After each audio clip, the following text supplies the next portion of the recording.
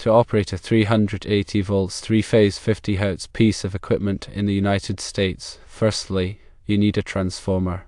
This should be a step-down transformer to convert 240 volts, the common voltage in the USA, to 380 volts. The transformer must be rated for 5 kilowatts or more. Secondly, a phase converter is necessary. This device converts single-phase 60 Hz, the standard power in the USA, to 3-phase 50 Hz, which is required by the equipment. This phase converter also needs to be rated for 5 kilowatts or greater. Thirdly, a frequency converter is also required. This converts the 60 Hz frequency in the USA to 50 Hz.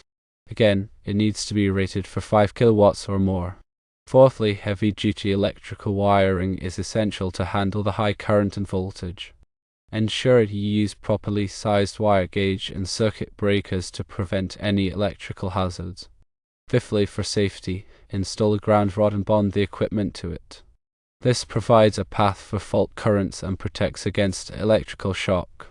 It's important to check the equipment's voltage tolerance to ensure it can handle the slightly lower voltage, for example, 380 volts instead of 400 volts in China. Ensure adequate cooling for the equipment, as the frequency converter and transformer may generate heat. Overheating can reduce the lifespan and efficiency of these components. Regularly inspect and maintain the transformer, phase converter, and frequency converter. This includes checking for loose connections, overheating, and any signs of wear and tear. Using a licensed electrician or qualified technician is highly recommended for proper installation and ensuring safety. They can assess your specific situation and provide tailored solutions. The selection of the transformer depends on the available voltage at the location where the equipment will be used. If 208 volts is available, a step-up transformer is needed to increase the voltage to 380 volts. If 480 volts is available, a step-down transformer is needed to reduce the voltage to 380 volts. The power rating of the transformer should be at least 5 kilowatts, but it is advisable to choose a transformer with a slightly higher rating to account for any potential future needs. The phase converter should be sized appropriately for the equipment's power requirements. There are two main types of phase converters, rotary and static. Rotary phase converters tend to provide a more balanced three-phase output, which can be beneficial for sensitive equipment. Static phase converters are generally less expensive, but they may not provide as balanced of an output. The frequency converter, also known as a variable frequency drive or variable speed drive, converts the incoming 60 Hz power to 50 Hz. It should be rated for at least 5 kilowatts. Some frequency converters can also provide voltage conversion, which could potentially eliminate the need for a separate transformer. When selecting electrical wiring, refer to the National Electrical Code (NEC) to determine the appropriate wire gauge for the equipment's current draw. The circuit breaker should also be sized according to the NEC to provide adequate protection against overloads and short circuits. A ground rod should be installed according to local electrical codes. The equipment should be bonded to the ground rod using a grounding conductor of the appropriate size. Proper grounding is crucial for safety and helps to prevent electrical shock. Ensure that the equipment is installed in a well-ventilated area to prevent overheating. If necessary, install additional cooling fans or ventilation to maintain a safe operating temperature. Regularly inspect the equipment for any signs of damage or wear and tear. Pay close attention to the transformer, phase converter, and frequency converter, as these components are prone to failure. Keep the equipment clean and free of dust and debris to prevent overheating.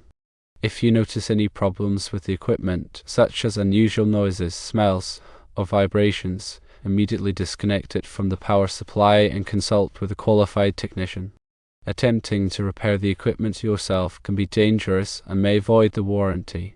Before purchasing any equipment, carefully review the manufacturer's specifications to ensure that it is compatible with the power supply in your location. Consider consulting with an electrical engineer to ensure that the installation meets all applicable codes and regulations. Remember that working with electricity can be dangerous, so always take precautions to protect yourself from electrical shock.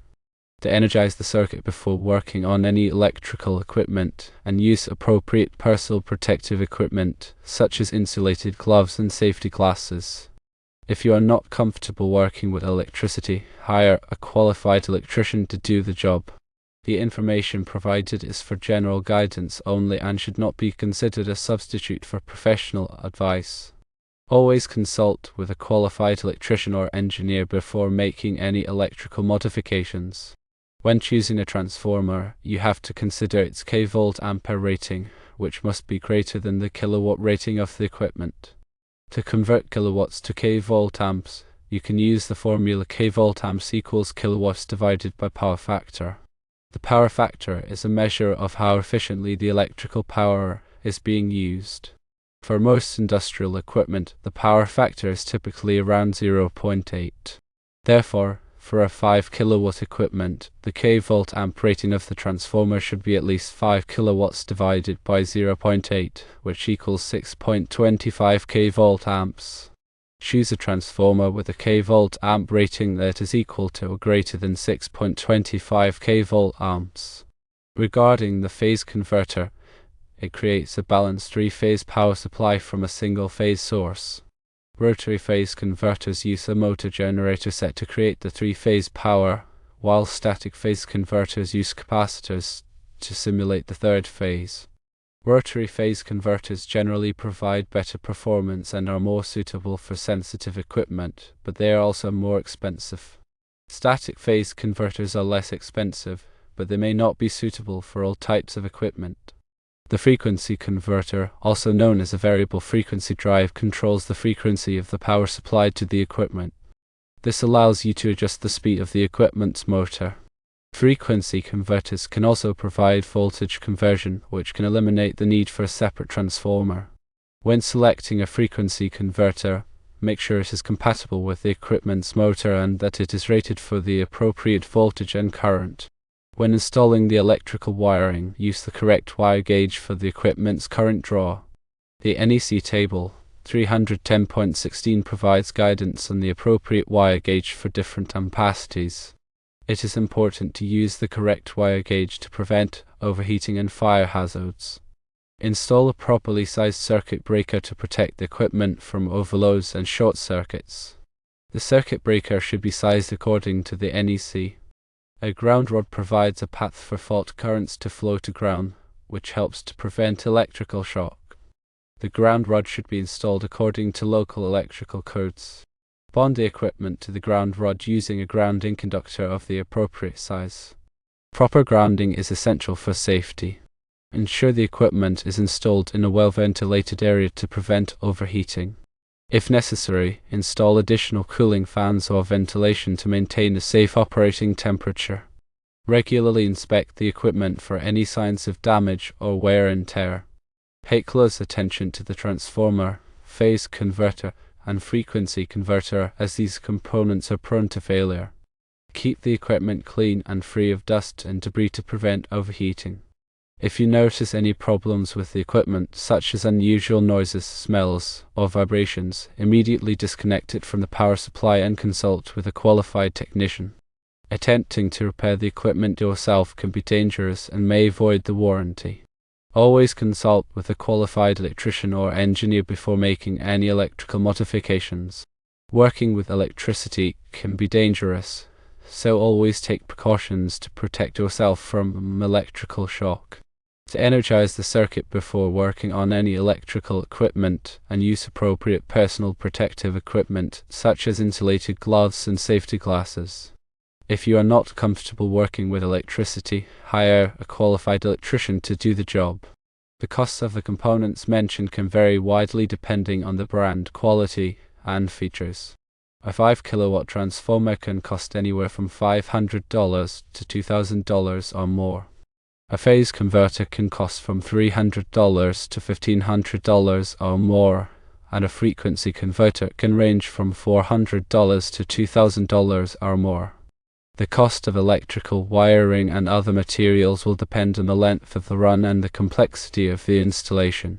The labor costs for a qualified electrician to install the equipment can also vary depending on the location and the complexity of the job. It is always a good idea to get multiple quotes from different contractors before making a decision. When planning the installation, consider the available space for the equipment. The transformer, phase converter, and frequency converter can take up a significant amount of space, so make sure you have enough room to accommodate them.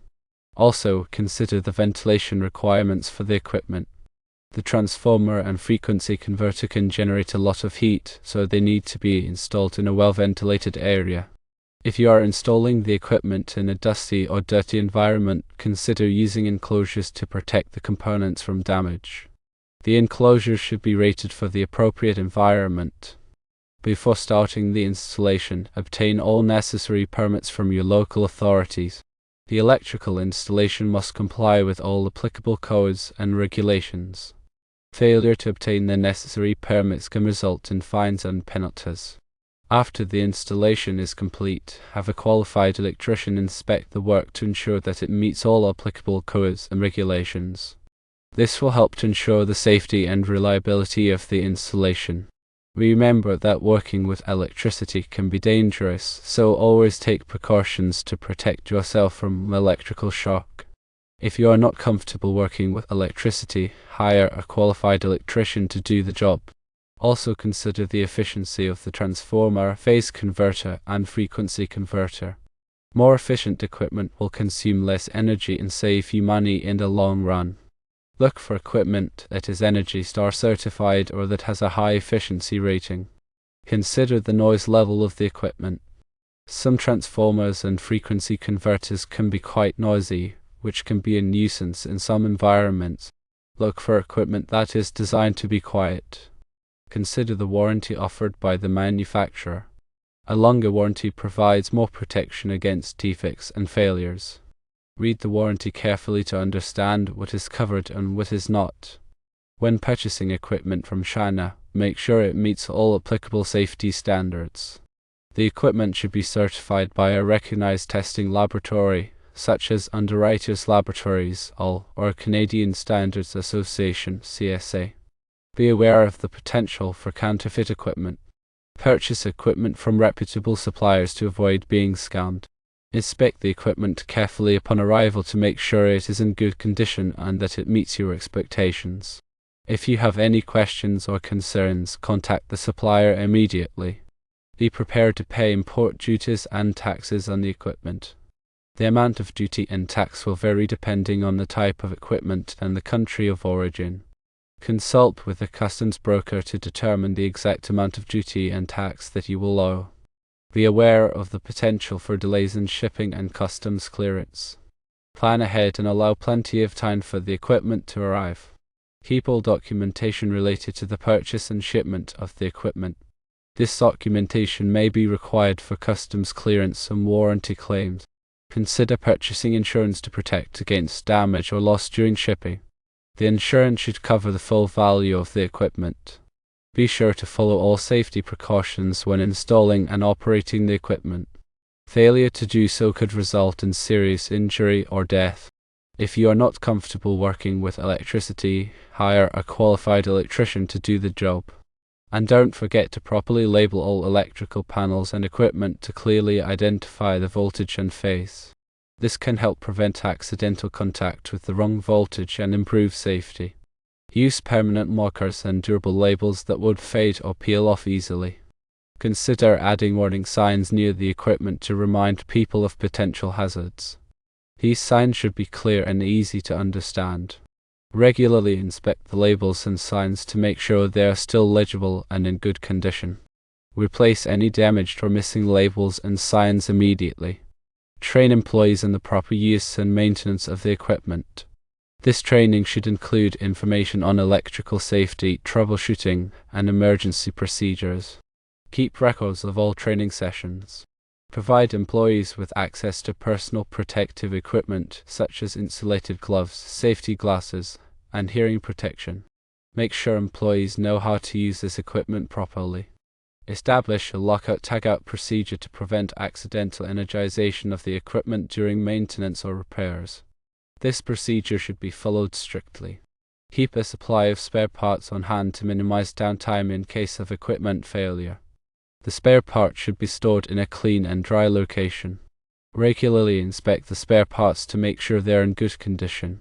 Dispose of any damaged or worn out spare parts properly. Keep a record of all maintenance and repairs performed on the equipment. This record should include the date of the service, the nature of the problem, and the steps taken to resolve it. This information can be helpful for troubleshooting future problems and for tracking the overall performance of the equipment.